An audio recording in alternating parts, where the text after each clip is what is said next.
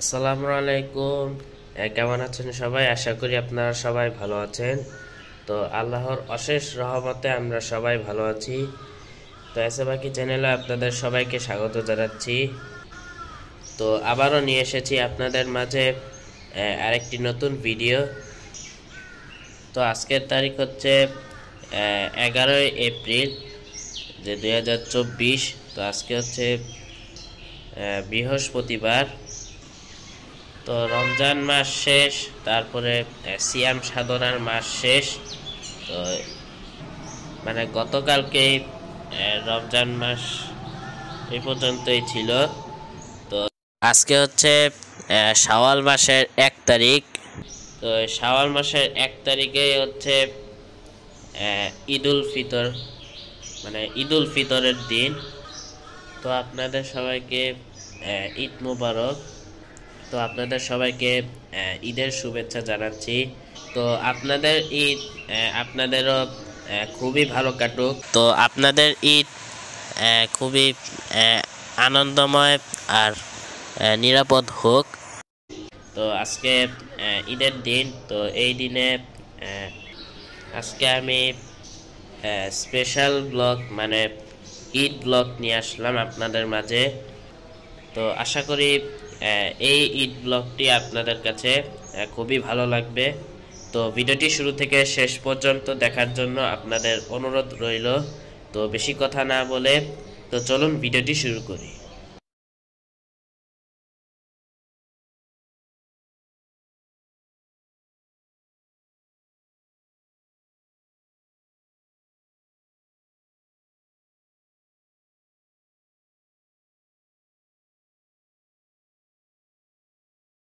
তো এখন সময় সকাল 6টা বেজে 1 মিনিট। তো আমরা সকাল সকাল ঘুম থেকে উঠলাম। তো এরপরে আমরা একটু পরে আমরা গোসল করে ফ্রেশ হব। তো সম্পূর্ণ ভিডিওটি দেখতেই থাকুন। তো আমরা গোসল করে ফ্রেশ হয়ে রেডি হলাম। তো আমাদের যে ঈদের নামাজের যে জামাত, মানে ঈদের জামাত হচ্ছে সকাল 7টা 45 মিনিটে। তো এখন সময় সকাল 7টা বেজে 40 মিনিট। তো সবাই একটু দেরিতে ঘুম থেকে উঠেছিল। তো আমি 6টার দিকে উঠেছিলাম। তো এই যে সবাই একটু দেরিতে ওঠার কারণে গোসল করে ফ্রেশ হতে দেরি হয়ে যায়। তো যার কারণে বের হতেও দেরি হয়ে যায়। তো যাই হোক, এখন আমরা নামাজের জন্য বের হয়ে যাচ্ছি। তো চলুন। তো বাস স্ট্যান্ডের যে আরেকটু সামনে গেলে হাতের বামে একটা স্টেডিয়াম রয়েছে। তো সেখানে একটা ঈদগাহ প্রতিষ্ঠিত হয়েছে যে ঈদের নামাজ পড়ানোর জন্য। তো এই স্টেডিয়ামে প্রতি বছরই ঈদের সময় ঈদুল ফিতরে হোক বা ঈদুল আজহাতেও হোক, ঈদের নামাজ পড়ানোর জন্য এই স্টেডিয়ামে ঈদগাহ প্রতিষ্ঠিত হয়। তো আমরা সেই ঈদগাহেই আমরা ঈদের নামাজ পড়তে আসলাম। তো আমরা নামাজ পড়তে আসলাম হচ্ছে আমার বাবা, তারপরে হচ্ছে আমার ছোট ভাই, তারপরে যে আমি, এরপর হচ্ছে আমার বাবার খালাতো ভাই। তো এই 4জন আমরা ঈদের নামাজ পড়তে আসলাম।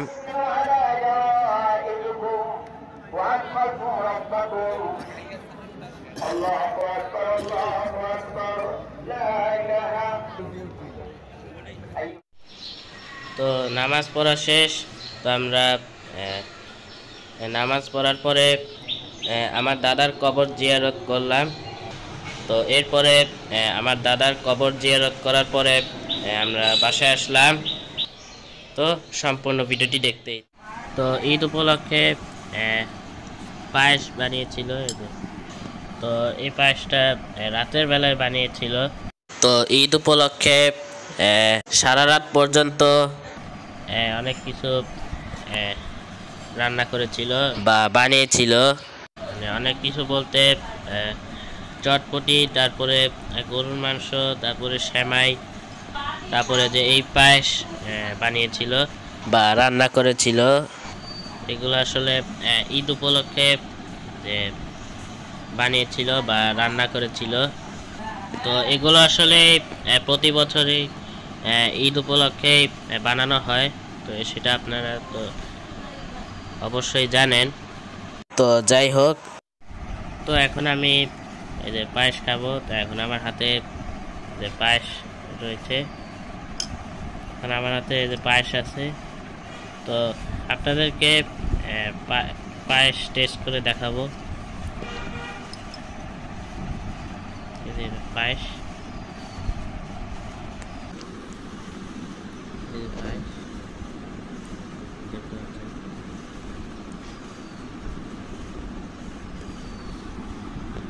অনেক মজা হয়েছে পায়েসটা, মিষ্টিও আছে। তো পায়েস খাওয়া শেষ। তো এখন আমরা আমার ছোট দাদির বাসায় যাচ্ছি। তো আমার দাদি, তারপরে আমার ছোট ভাই ওহি, তারপরে আমি যাচ্ছি। তো যাচ্ছি এই যে এই পাশে একদম আমাদের বাসার যে পাশেই বাসা।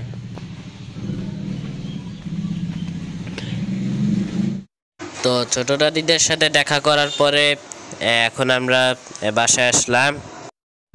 তো এখানে এই 500 টাকা আমার দাদি দিয়েছিল, যে 500 টাকা সালামি দিয়েছিল, যে আমার দাদি এই 500 টাকা সালামি দিয়েছিল। তারপরে এই 100 টাকা আমার ছোট দাদি দিয়েছিল।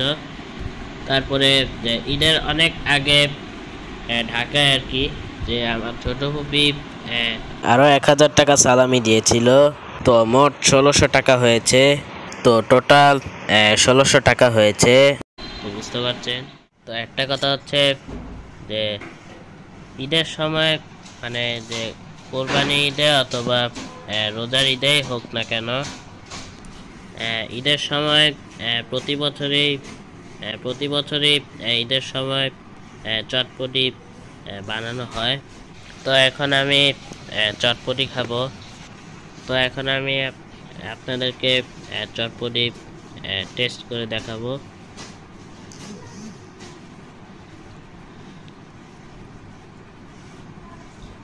চটপটি চটপটি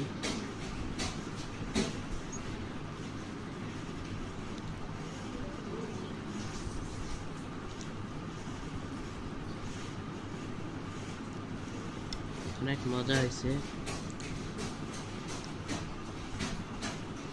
চটপটি মজা হয়েছে।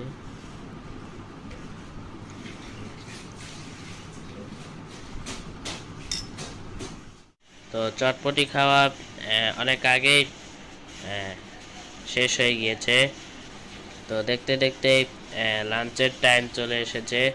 তো এখন সময় দুপুর 2টা বেজে 10 মিনিট। তো এখন আমরা সবাই লাঞ্চ করব।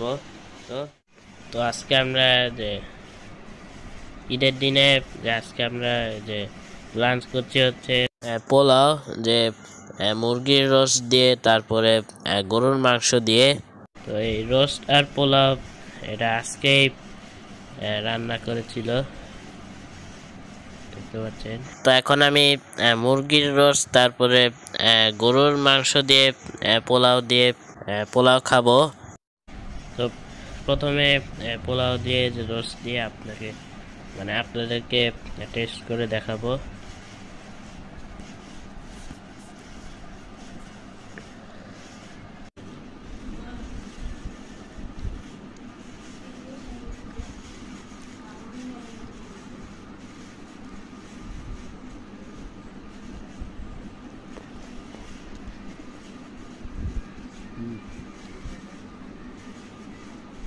অনেক মজা হয়েছে রোস্ট খাইতে,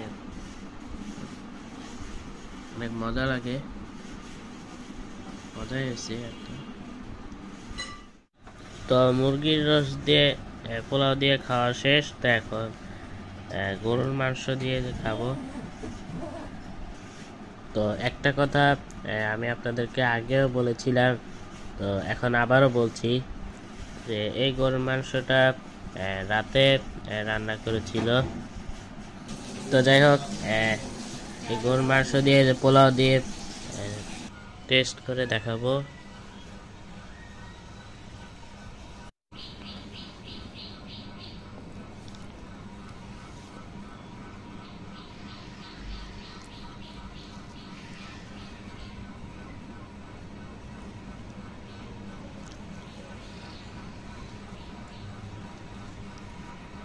অনেক মজা হয়েছে, মজা হয়েছে। তো সাথে আবার এক গ্লাস কোক নিলাম।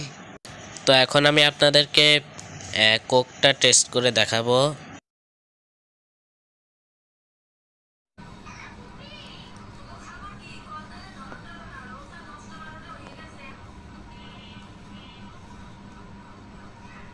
তো কোকটা অনেক মজা হয়েছে। তো আমরা সবাই লাঞ্চ করলাম। তো লাঞ্চ করা শেষ। তো আপনাদের সাথে আবার পরে দেখা হচ্ছে। তো আপনাদের সাথে পরে দেখা হবে। তো সম্পূর্ণ ভিডিওটি দেখতেই থাক। তো আমার বাবার খালাতো বোন মানে আমার ফুপি যে বাসায় আসছিল। তো প্রথমে ছোট দাদির বাসায় আসছিল। তো এরপরে এখন আমাদের বাসায় আসছে যে আমার বাবার খালাতো বোন মানে আমার ফুপি যে আমাদের বাসায় আসছিল, যে আমার মানে আমার দাদির বাসায় আসছিল। তারপরে আমার ফুফাতো ভাই বোনেরা আসছিল। তো বুঝতে পারছেন। তো সম্পূর্ণ ভিডিওটি দেখতে। তো এখন সময় রাত 9:30। তো এখন আমার চাচি যে ছোট ভাই মানে আমাদের চাচু যে আমাদের বাসায় এসেছিল। তারপরে আবার চাচুর বন্ধু মানে দুই বন্ধু এসেছিল যে আমাদের দাদির বাসায়। বুঝতে পারছেন। তো সম্পূর্ণ ভিডিওটি দেখতেই। তো এখানে আরো 500 টাকা সালামি আছে যা আপনারা দেখতে পাচ্ছেন। তো এই 500 টাকা সালামি দিয়েছিল আমাদের চাচি যে ছোট ভাই মানে চাচু দিয়েছিল, মানে যে আমার চাচি যে ছোট ভাই মানে আমার চাচু দিয়েছিল যে 500 টাকা সালামি দিয়েছে, দেখতে পাচ্ছেন। তো একটা কথা আগেও বলেছিলাম, তো এখন আবারও বলছি যে আরো 1000 টাকা ঢাকায় যে দিয়েছিল, যে সেটা ঈদের অনেক আগে যে ঢাকায় আমার ছোট ফুপি দিয়েছিল, যে আরো 1000 টাকা সালামি দিয়েছিল। তো মোট 2100 টাকা হয়েছে। তো টোটাল 2100 টাকা হয়েছে। তো বুঝতে পারছেন। তো একটা কথা আপনাদেরকে বলে দিচ্ছি যে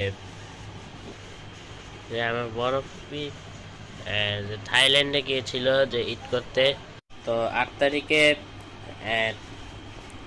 এপ্রিল মাসের 8 তারিখে আমার বড় ফুপি থাইল্যান্ডে গিয়েছিল যে ঢাকা থেকে যে রাত 9টার ফ্লাইটে। তো যে আমার বড় ফুফা, তারপরে হচ্ছে আমার ফুফাতো দুই বোন, তারপরে হচ্ছে যে আমার বড় ফুপি। তো এই 4 জন ঢাকা থেকে থাইল্যান্ডে গিয়েছিল যে ঈদ করতে। তো সেখানে গিয়ে আমাদের দেশে ঈদের দিনের এর আগের দিনে ওনারা ঈদ করেছিল। তো এরপরে আমার মেজো ফুপি ঢাকা থেকে চাঁদপুরে এসেছিল, কিন্তু এখানে ঈদের পরের দিনে আসবে। তো আমার মেজো ফুপিরা এপ্রিল মাসের 10 তারিখে ঢাকা থেকে চাঁদপুরে এসেছিল। তো আমার মেজো ফুপিরা ওনার শ্বশুর বাড়িতে ঈদ করেছিল। তো ঢাকা থেকে চাঁদপুরে এসেছিল হচ্ছে আমার মেজো ফুফা, তারপর হচ্ছে আমার ফুফাতো 4 ভাই বোন, তারপর হচ্ছে মেজো ফুপি। তো এই 6 জন ঢাকা থেকে চাঁদপুরে এসেছিল, মানে ওনার শ্বশুর বাড়িতে গিয়েছিল যে ঈদ করতে। তো এরপর হচ্ছে আমার সেজো ফুপি সুইডেনে থাকে, যে আমার সেজো ফুফা, তারপর হচ্ছে আমার ফুফাতো 2 ভাই তারপর হচ্ছে সেজো ফুপি। তো এই চারজন ওই সুইডেনেই থাকে। তো এই কারণে এখানে যে আমাদের দেশে ঈদের দিনের এর আগের দিনে ঈদ করেছিল।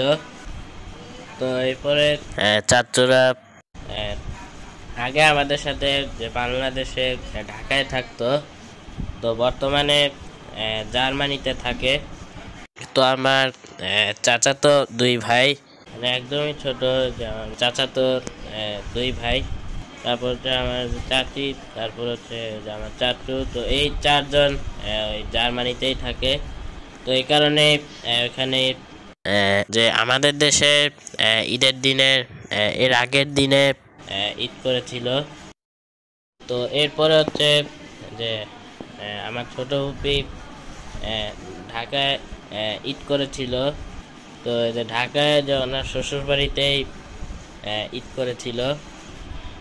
তো বুঝতে পারছেন। তো মেজো ফুপিরা এখানে ঈদের পরের দিনে আসবে। তো যাই হোক, আমি আর ভিডিওটা আর বেশি বড় করব না। তো আগামীকালকে মানে ঈদের দ্বিতীয় দিনে আমাদের বাসায় মেহমান আসবে, মানে আমার বাবার চাচি, তারপর হচ্ছে আমার বাবার ফুফু, এরপর হচ্ছে আমার বাবার চাচাতো ভাই, তারপর হচ্ছে আমার বাবার ফুফাতো ভাই, মানে আমার দুই চাচুরা আসবে। তারপরে আমার বাবার চাচাতো, তারপরে আমার বাবার ফুফাতো ভাইয়ের বউরা আসবে, মানে আমার দুই চাচিরা আসবে। তারপরে আমার দুই চাচুর চাচাতো ভাই বোনেরা আসবে। তো ওনারা সবাই ঢাকায় থাকে। তো ওনারা সবাই গাড়িতে ঢাকা থেকে চাঁদপুরে আসবে, মানে ঢাকা থেকে ওনারা সবাই আমাদের বাসায় আসবে যে ঈদের দ্বিতীয় দিনে। আমি, তারপর হচ্ছে আমার ছোট ভাই, তারপর হচ্ছে আমার বাবা সহ ওনারা সবাই আমার বাবার দাদার বাসায় যাব। তো সেখানে আমরা সবাই কিছুক্ষণ থাকবো। তো তারপরে আমরা সবাই চাঁদপুরের বড় স্টেশনে যাব যে অল্প কিছুক্ষণের জন্য, কারণ ওনারা সবাই ঢাকায় চলে যাবে যে গাড়িতে। তো অনেকেই বড় স্টেশনে যাবে না যে আমাদের সাথে। তো যারা যাবে না তারা গাড়ির ভিতরে থাকবে। তো তারপরে আমরা সবাই বাসার দিকে যাব। তো আমরা মানে আমি, এরপর হচ্ছে আমার ছোট ভাই, তারপর হচ্ছে আমার বাবা বাসায় যাব যে ওনাদের সবার সাথে। তো আমরা বাসায় চলে আসার পরে ওনারা সবাই ঢাকায় চলে যাবে। তো সেটা ঈদ ব্লগের আরেকটা পার্টে আপনাদের সাথে শেয়ার করার চেষ্টা করব।